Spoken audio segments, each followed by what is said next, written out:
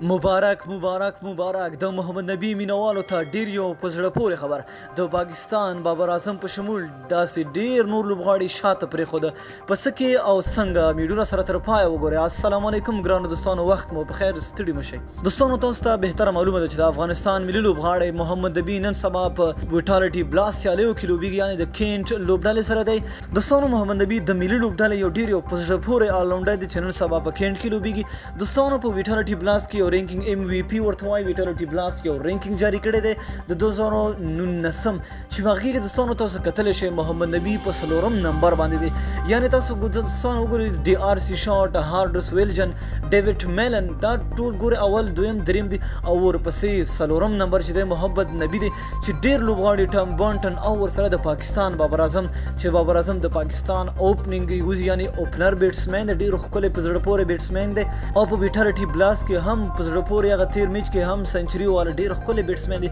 هغه هم شاته پرېښوده. نو دوستانو تاسو کتلی شئ محمد نبی په 4م نمبر باندې دی، یعنې